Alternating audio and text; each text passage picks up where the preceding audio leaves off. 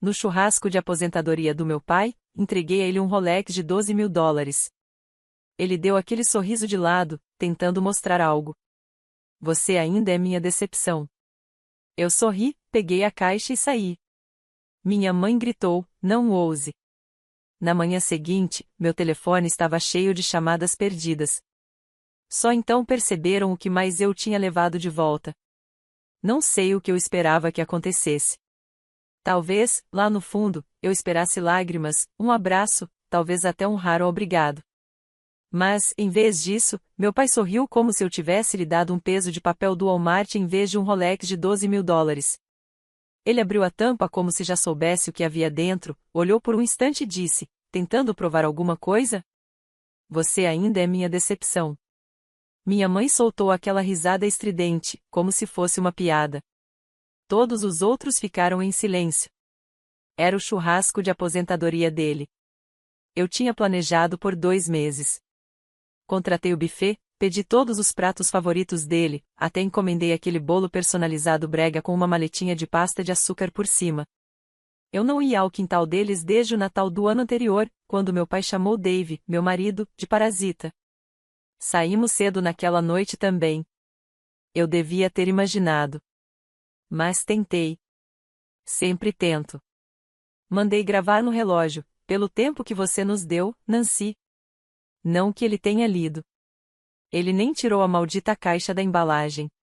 Aquele sorriso permaneceu no rosto dele, como se estivesse curtindo o silêncio constrangedor, como se eu fosse uma criança de novo, mostrando um trabalho de escola que ele mal podia esperar para jogar no lixo.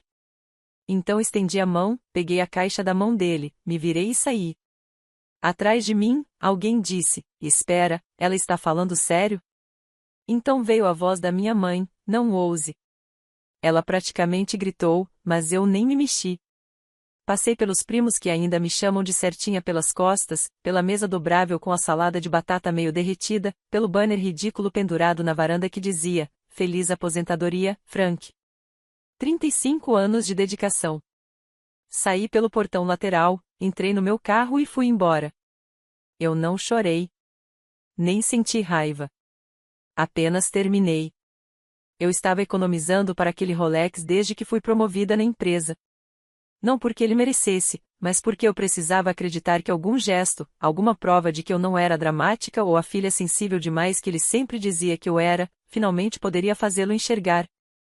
Ele nunca foi às minhas peças de teatro no colégio, não apareceu na minha formatura da faculdade. Saiu cedo do meu casamento porque não gostou da música. E mesmo depois de tudo isso, eu ainda queria que ele se orgulhasse de mim como uma idiota.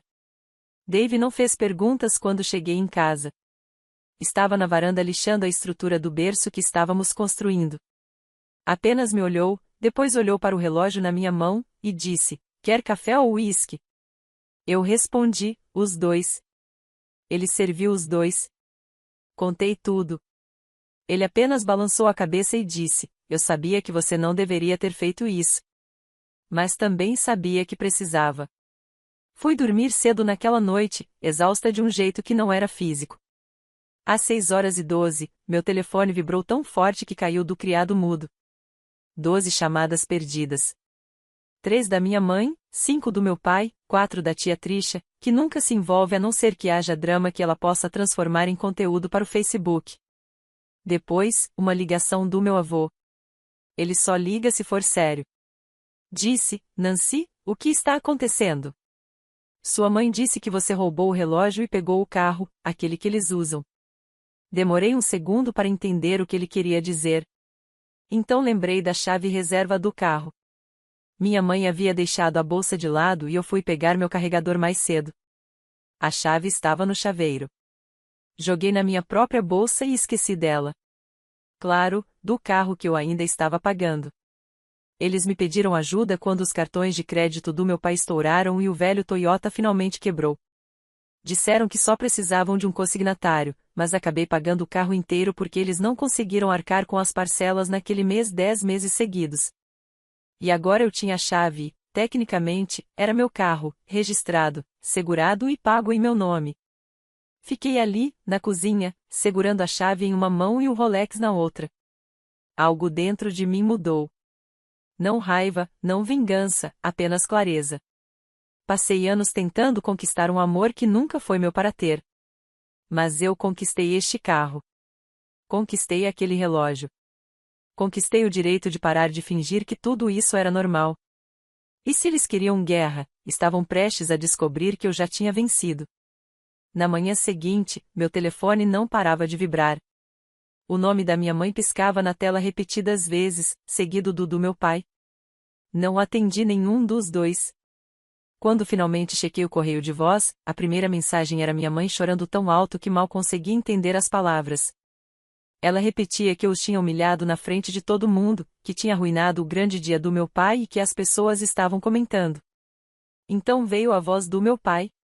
Você acha que pode comprar respeito com um relógio? Você sempre será a mesma decepção. Não me importa quanto dinheiro você desperdice. Apaguei todas as mensagens. Por volta do meio-dia, alguém bateu à porta. Eu não esperava ninguém. Quando abri, lá estava meu avô, pai do meu pai, apoiado na bengala, com a caminhonete estacionada torta na entrada. Ele raramente dirigia hoje em dia, então vê-lo ali fez meu estômago cair. Ele entrou sem dizer muito. Dave ofereceu café, e ele apenas assentiu. Sentamos à mesa da cozinha, a caixa do Rolex ainda entre nós como uma ferida aberta. Depois de um minuto, ele disse: Finalmente você se cansou dele. Assenti. Ele olhou para a caixa novamente, depois para mim. Lembro quando seu pai começou a trabalhar naquela empresa. Um dia ele me disse que compraria um Rolex quando ficasse famoso. Nunca comprou. Sempre tinha uma desculpa. E você dando um para ele? Isso deve ter mexido com algo lá no fundo. Eu disse. Eu pensei que isso significaria alguma coisa. Pensei que faria ele se orgulhar, pelo menos uma vez.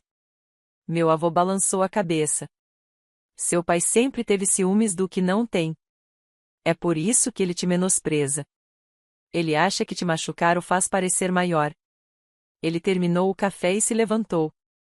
Se eles ligarem de novo, não atenda. Se aparecerem, não deixe entrar. E se piorar, me ligue. No dia seguinte, piorou. Dave ainda estava dormindo quando a campainha começou a tocar insistentemente. Quando ele abriu a porta, meu pai estava lá, usando óculos escuros como se estivesse em uma reunião de negócios, e não para discutir. Vou ser rápido, disse ele. Cadê o relógio? Dave não se mexeu. Não é mais seu. A mandíbula do meu pai se apertou. Aquilo era um presente para mim. Ela não pode simplesmente pegar de volta. Pode, quando você insulta na frente de 50 pessoas, respondeu Dave. Meu pai bufou. Você não sabe o que é lidar com ela. Vai descobrir, cedo ou tarde. Dave não recuou. Você não vai entrar. Vai embora. Quando percebeu que Dave não estava blefando, murmurou algo baixo, entrou na caminhonete e acelerou. Eu assisti pela janela. Não foi satisfatório. Só me senti vazia. Por alguns dias, as coisas ficaram quietas. Até que veio a mensagem. Dave estava no sofá quando o telefone vibrou. Ele franziu a testa, rolou a tela e me entregou. Eram várias capturas de tela, mensagens antigas de caras com quem eu tinha saído na faculdade, tiradas de anos atrás. E, acima delas, uma frase de um número desconhecido: achei que você deveria ver que tipo de garota você se casou. Não era preciso ser gênio para saber quem enviou. Eu olhei para a tela, depois para Dave. Ele parecia mais magoado do que irritado. Por que ele faria isso? Perguntou baixinho. Respirei fundo. Porque ele não suporta a ideia de eu ser feliz. Ele acha que, se não pode me controlar, pode destruir o que eu tenho. Houve uma longa pausa. Então eu disse: que diferença faz quantos caras eu tive? Não foram muitos quando escolhi você.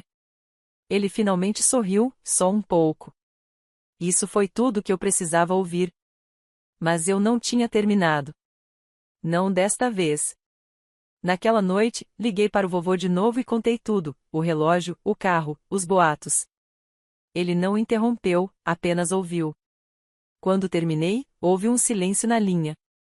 Então ele disse: Nancy, estive pensando sobre meu patrimônio. Talvez seja a hora de colocar meu dinheiro onde minha boca está. Eu não entendi totalmente o que ele queria dizer até que ele completou. Eu deveria ter te protegido há muito tempo. Vou cuidar disso. E quando o vovô dizia que ia cuidar de algo, ele realmente cuidava. 2 dias depois da minha ligação, ele me deixou uma mensagem de voz. Calma, curta, direta ao ponto. Agendei uma reunião na casa. Neste sábado, você vai se encontrar com seus pais.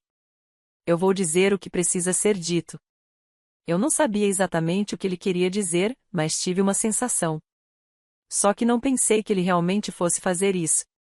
No sábado à tarde, Dave e eu entramos na longa estrada de cascalho da casa do vovô. Já vi o caminhão do meu pai e o SUV da minha mãe na frente. No momento em que saímos do carro, senti meu estômago se revirar.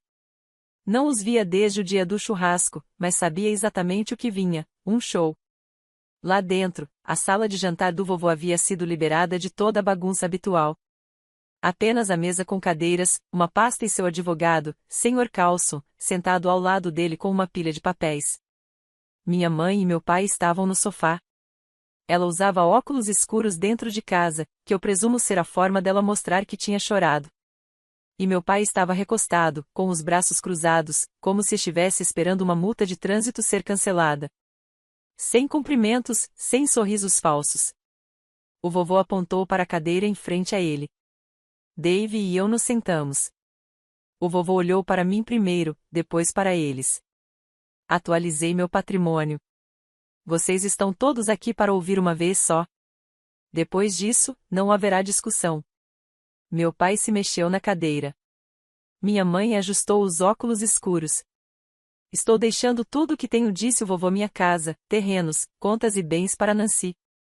Não para o Frank, não para Denise. Já assinei os documentos e eles estão autenticados. Minha mãe soltou um som, como uma risada presa na garganta. Meu pai se sentou mais ereto. Espera, disse ele.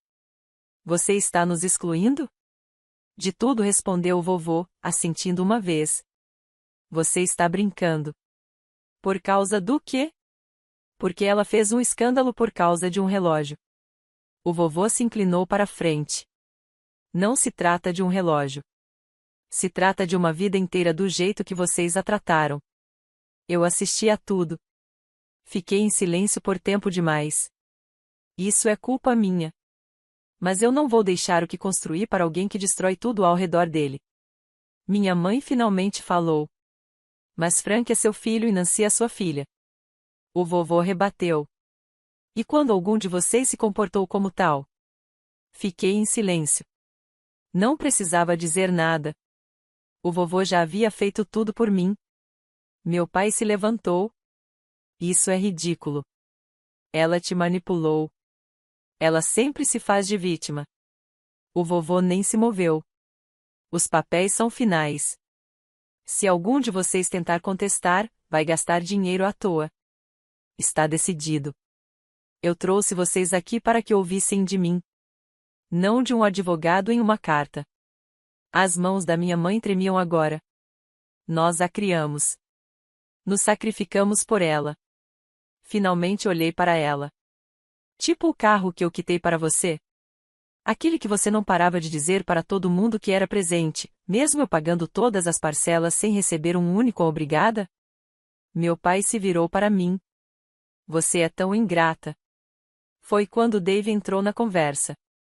Ela não é ingrata. Ela está exausta. O Sr. Carlson deslizou a pasta pela mesa para o vovô, que nem abriu. Acabou aqui, disse-lhe para eles. Quero que saiam da minha casa. Nenhum deles se mexeu de imediato, como se pensassem que, se ficassem parados, ele voltaria atrás. Então meu pai murmurou algo e saiu, batendo a porta. Minha mãe o seguiu, enxugando o rosto, ainda se comportando como se estivesse em uma novela. Eu os observei partir sem dizer uma palavra. Ficamos mais um pouco, só conversando. O vovô parecia cansado, mas firme. Disse que deveria ter feito aquilo anos atrás. Que não se tratava apenas de punição. Era garantir que o que ele construiu acabasse nas mãos de alguém que entendia o valor das coisas que dinheiro nenhum podia comprar. Naquela noite, voltei para casa e cancelei o pagamento do carro deles. Nem hesitei. 3 dias se passaram. Então veio a batida, não a campainha. Aquele tipo de batida que diz a não vamos embora. Quando abri a porta, eles estavam lá, os dois. Meu pai parecia destruído. Sem terno, sem arrogância, apenas o olhar quebrado. Minha mãe parecia menor do que eu jamais a tinha visto. Precisamos conversar, disse ele. Mas eu não tinha certeza se queria ouvir o que eles tinham a dizer. Eles apareceram sem avisar numa quinta-feira à tarde. Eu estava em casa sozinha, na cozinha, ainda com roupas de trabalho, quando vi o carro deles pela janela da frente. Minha mãe desceu primeiro. Parecia mais magra que o habitual, cabelo um pouco bagunçado, como se tivesse parado de fingir que tudo estava bem. Meu pai veio atrás dela, mais devagar, os ombros curvados de um jeito que eu nunca tinha visto antes. Sem óculos escuros, sem voz alta, apenas quieto, com um foco sombrio, como se estivesse entrando em um tribunal. Tocaram a campainha, depois bateram na porta. Esperei 1 minuto inteiro antes de abrir. Meu pai não disse nada de imediato. Ele apenas me olhou com um olhar vazio, como se tivesse perdido a luta, mas ainda não soubesse como se render. Precisamos conversar, disse ele. Dave apareceu pelo corredor naquele momento e ficou atrás de mim, sem dizer uma palavra. Não vou deixá-los entrar. Aqui fora está bom, disse eu. Minha mãe deu um passo à frente. Querida, por favor. Só alguns minutos. Ergui uma sobrancelha. Agora você quer conversar? Ela fez uma careta. Não viemos para brigar. Nós sentimos muito pelo jeito que as coisas aconteceram, pelo que dissemos. Meu pai assentiu devagar. Eu não fui justo com você. Não fui justo com nenhum de vocês. Era a primeira vez que ele incluía Dave em uma de suas declarações. Isso chamou minha atenção, mas eu não disse nada. Então meu pai disse algo para o qual eu não estava preparada. Não saber lidar com o fato de que você não precisava mais de nós, me fez sentir inútil, como se você tivesse nos deixado para trás. Ele olhou para Dave por um segundo, e continuou. Quando você me deu aquele relógio, eu soube que não o havia merecido, e isso me assustou. Era estranho ouvi-lo falar assim, sem defesa, sem justificativas. Quase podia acreditar, mas algo ainda não parecia certo. Você não apenas me insultou, eu disse. Você veio à minha casa e exigiu que eu devolvesse. Depois tentou sabotar meu casamento. Eu me arrependo disso, disse ele. Minha mãe me olhou, olhos arregalados. Perdemos o controle. Achávamos que ainda poderíamos consertar, mas então seu avô, ela parou. Eu terminei a frase por ela, dizendo a verdade. Meu pai interveio. Nancy, estamos perdendo tudo. A casa, o terreno. Ele está entregando tudo para você. Você entende o que isso significa para nós? Entendo, respondi. Então converse com ele, implorou minha mãe. Apenas peça para ele reconsiderar. Deixe que ele nos deixe algo. Você não precisa abrir mão de tudo. Apenas compartilhe. Nem precisa dizer que foi ideia sua. E por que eu faria isso? Os olhos do meu pai ficaram frios. Porque você ainda é nossa filha. Não, eu disse. Sou a filha que vocês ignoraram, diminuíram e usaram até que parou de funcionar. A voz da minha mãe se quebrou. Não diga isso, por favor. Você não sabe como tem sido para nós desde que ele fez aquele anúncio. O banco ligou. Se perdermos a casa, não temos para onde ir. Talvez vocês não devessem ter queimado todas as pontes, disse Dave, atrás de mim. Meu pai se enrijeceu. Nós a criamos. Eu ri. Vocês me alimentaram e mantiveram a luz acesa. Não é a mesma coisa. Comecei a fechar a porta, mas minha mãe agarrou a borda dela. Espere, Ryan vai voltar para casa na próxima semana. Parei. O quê? Seu irmão, disse ela. Ele ligou para o vovô. Quer se encontrar. Vai falar com ele. Claro que vai, murmurei. O que você prometeu a ele? Nenhum dos dois respondeu. Meu pai pigarreou. Ele não vai deixar você levar tudo. Assenti devagar. Então, isso não era um pedido de desculpas. Era um aviso. Ele me olhou nos olhos. Isso não acabou. Não respondi. Está apenas começando. Fechei a porta, tranquei, e fui embora sem olhar para trás. Naquela noite, sentei na sala com Dave e contei tudo. A visita, as desculpas falsas, Ryan. E então disse as palavras que havia guardado por anos. Eles nunca foram minha família. Não de verdade, mas ainda assim pensei que poderiam mudar. Dave me olhou. O que você vai fazer? No começo não respondi, depois sorri. Vou terminar o que eles começaram. Nos dias seguintes à visita deles, fingindo arrependimento, Ryan chegou à cidade. Eu nem precisei ser avisada. Eu só soube. O timing era perfeito demais. Recebi a confirmação na manhã seguinte, quando o vovô ligou. Adivinha quem apareceu na minha porta esta manhã, com camisa social e humildade falsa? Nem precisei responder. Ele disse que veio em busca de paz, que queria mediar. E então me entregou uma lista. Sentei-me. Que tipo de lista? Percentuais do patrimônio, o que ele achava justo para ele e seus pais. Disse que não era sobre dinheiro, apenas equilíbrio. Que eu estava emocional e precisava de ajuda para pensar racionalmente. Não pude me conter. Ri. Ryan acha que agora é terapeuta financeiro. O vovô não riu. Não.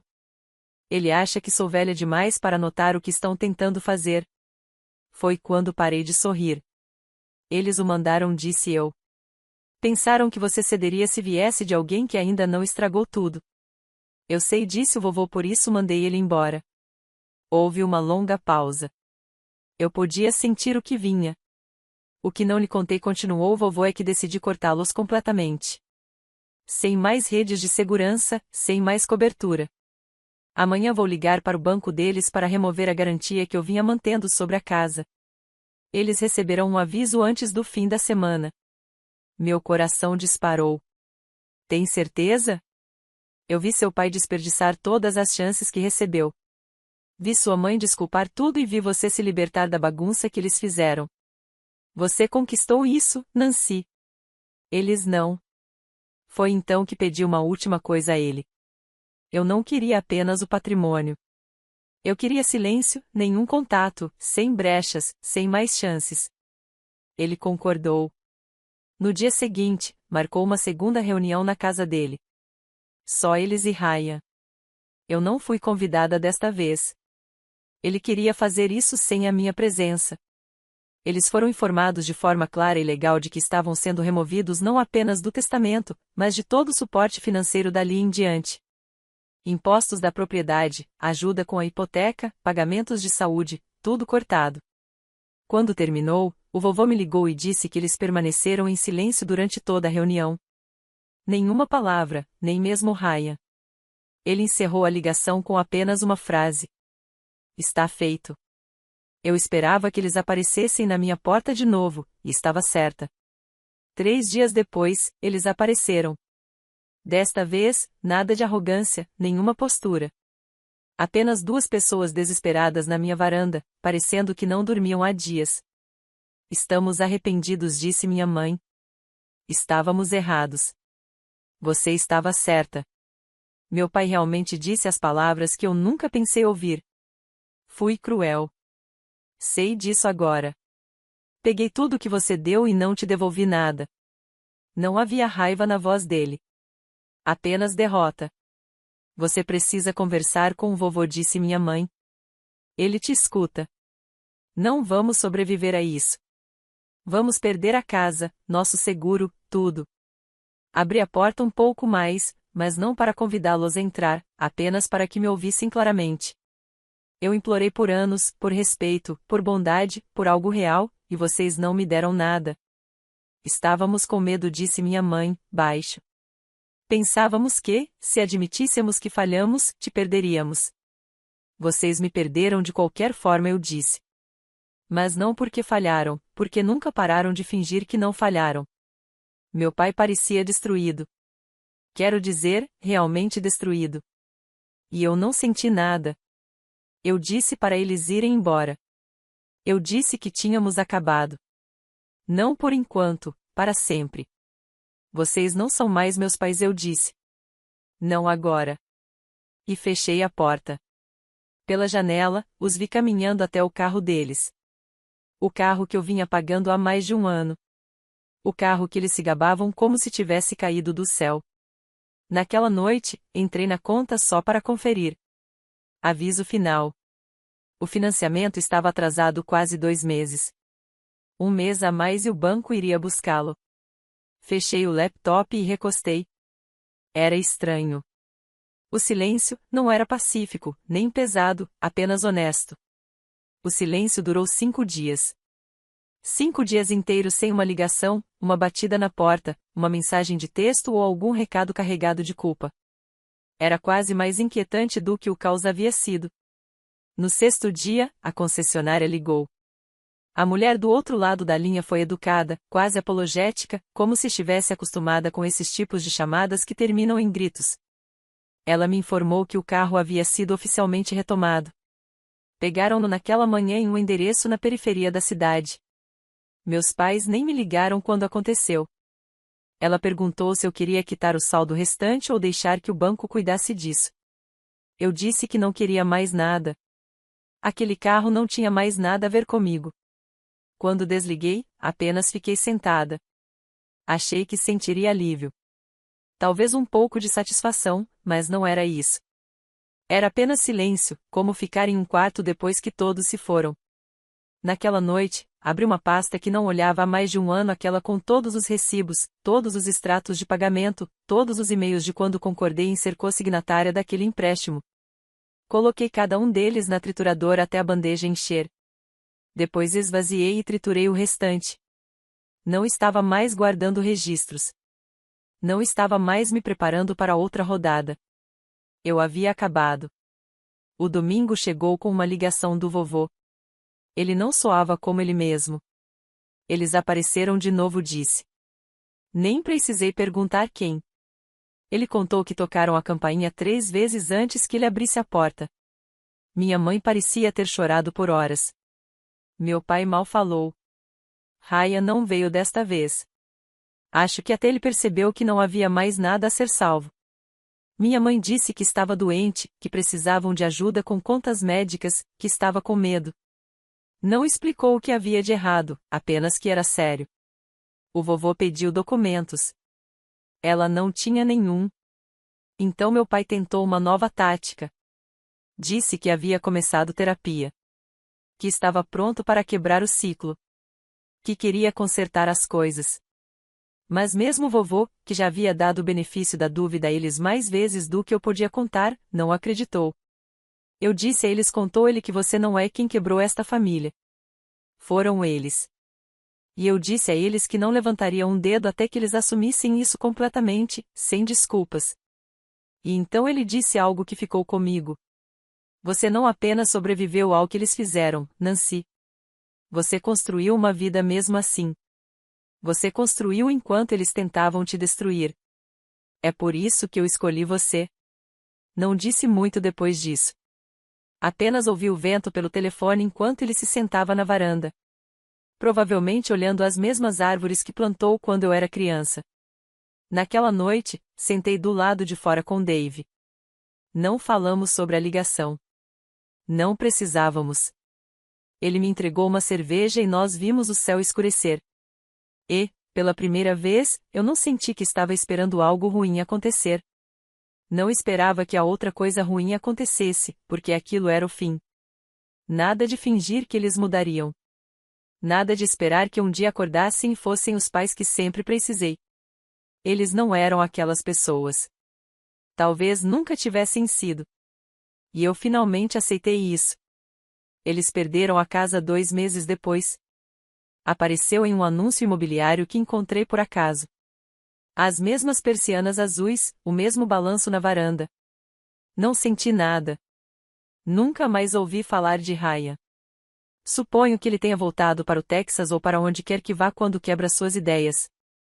A última vez que procurei, não procuro mais. Ele mudou de número. Quanto aos meus pais, não sei onde moram agora. Nunca procurei, nunca perguntei ao vovô. Disse a ele que não queria atualizações a menos que envolvessem documentos legais, e ele respeitou isso. Às vezes, as pessoas me perguntam, aquelas que só conhecem a superfície polida das coisas, se sinto falta deles, se me arrependo de cortá-los, se penso em reconciliação. Eu penso neles, mas não com saudade, não com tristeza. Penso neles como se pensa em uma cicatriz antiga, algo que aconteceu, que te moldou, mas que não te define mais. Eles passaram anos tentando me convencer de que eu era o problema. E, por muito tempo, acreditei neles. Mas a verdade é que eles me odiavam não porque eu falhei, mas porque não falhei, porque me tornei alguém que não podiam controlar. E quando finalmente devolvi aquele relógio para mim mesma e tudo o que ele representava, parei de ser a decepção deles. Tornei-me a consequência deles. Já se passaram 3 meses. Não ouvi uma única palavra deles. Nenhuma visita inesperada, nenhum recado misterioso, nada de Ryan, nada de ninguém. O vovô diz que eles ainda estão na cidade, hospedados com algum primo distante com quem ninguém da família realmente fala. Aparentemente, estão tentando se reerguer, seja lá o que isso signifique.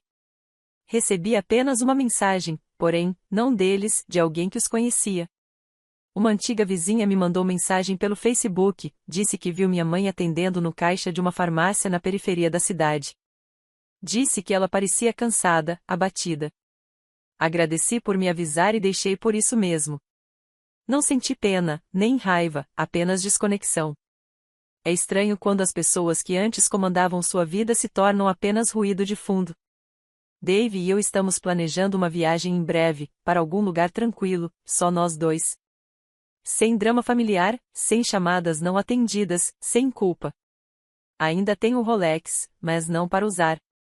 Nem gosto de relógios, mas guardo na gaveta como lembrança do dia em que tudo mudou. E do momento em que finalmente parei de tentar conquistar um amor que nunca deveria ter sido meu.